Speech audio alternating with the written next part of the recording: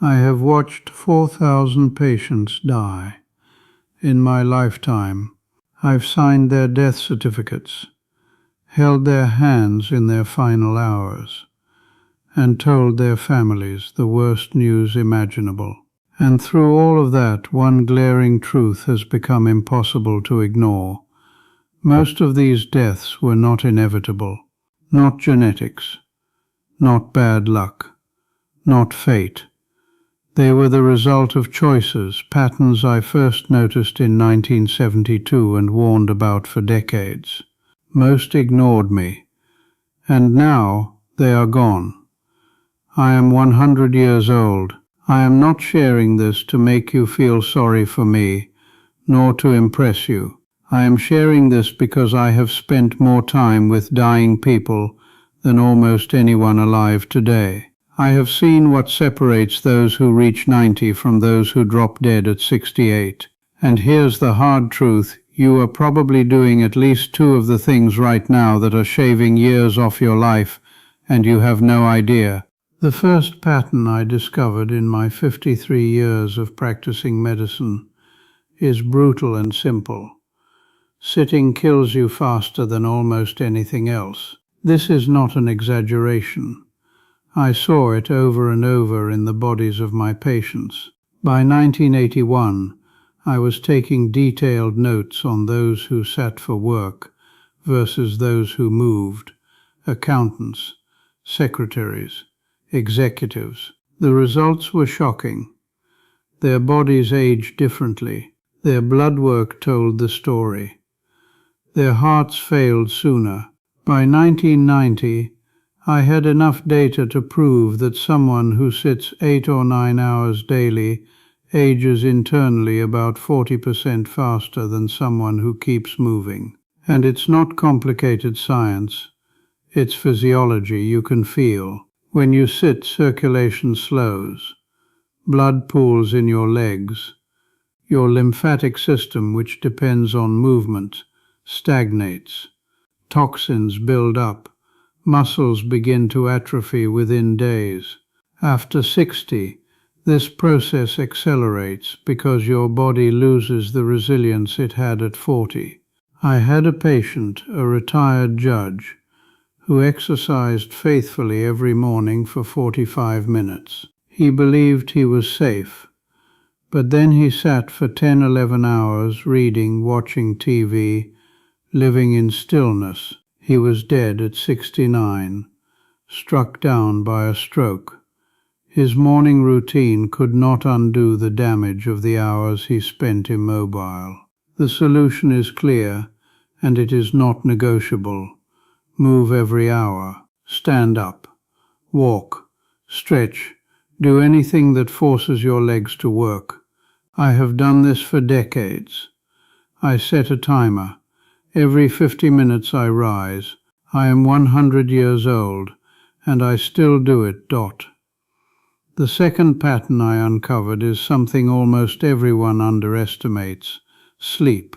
Not just any sleep, the right kind of sleep. I cannot tell you how many patients proudly told me, I only need 5 or 6 hours. They wore it like a badge of strength, but it was a badge of delusion. Your brain requires 7 to 9 hours every night to complete its repair cycles. During deep sleep, your lymphatic system, the cleanup crew of your brain, flushes out toxins, including proteins that cause cognitive decline. When you cut your sleep short night after night, these toxins accumulate, slowly, relentlessly. I watched it happen repeatedly. Patients who slept poorly began showing memory problems a full decade earlier than those who slept well. The correlation was so strong, I could almost predict who would start declining just by examining their sleep patterns in their 60s. And here's a nuance most people don't understand. Broken sleep is worse than short sleep. Waking up 4 or 5 times, even briefly, prevents your brain from reaching the deep restorative stages it needs. Many patients didn't even know they were waking. their spouses did. If you wake up tired after 8 hours in bed, something is wrong. Sleep is not a luxury. It is survival. And after 60, when your body is less resilient, cutting corners on sleep accelerates aging faster than almost anything else. The third pattern I observed over decades is subtle but deadly: loneliness. You might think this is soft, emotional advice, but it is not. Loneliness triggers a chronic stress response in your body. Cortisol stays elevated. Your immune system weakens, inflammation rises. Every system suffers quietly but relentlessly. I had patients who were otherwise healthy, yet lived alone with no meaningful connections. They deteriorated faster than patients with serious chronic illnesses, who had strong social bonds. I saw it clinically long before science confirmed it. Humans are not designed to be isolated. After 60, the risk grows. Spouses pass away. Friends start dying. Without effort, isolation creeps in. Weeks pass without meaningful conversation, and your body pays the price. You must fight it actively. Call someone, join a group, visit a neighbor, have real conversations. These actions are not optional. They are life-saving. Isolation is stealthy.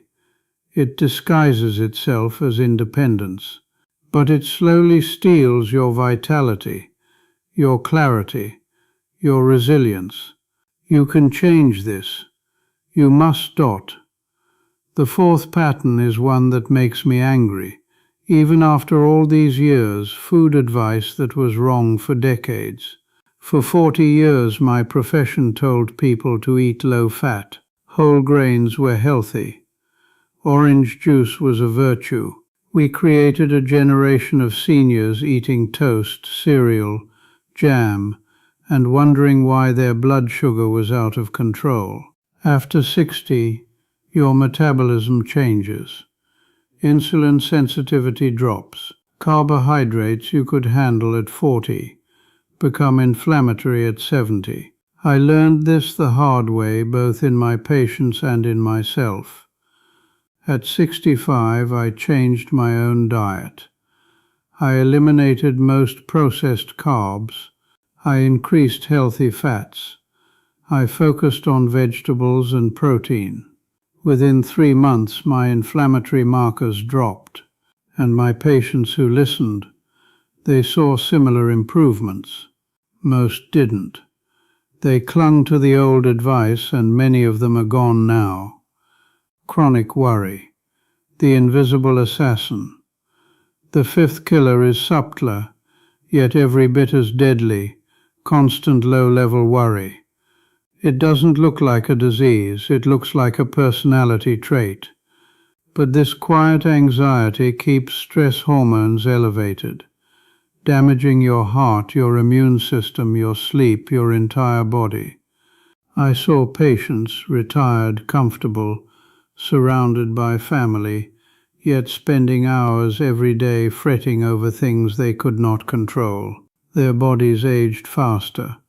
Their sleep suffered. Their resilience disappeared.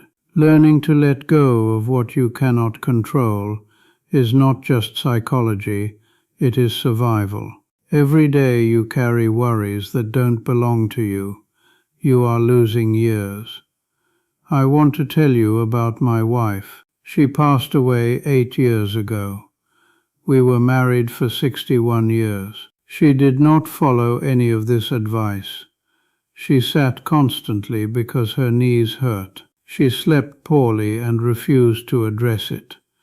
She ate the way her mother taught her: bread, sweets, low-fat everything. She worried endlessly about our children and grandchildren. She died at 92.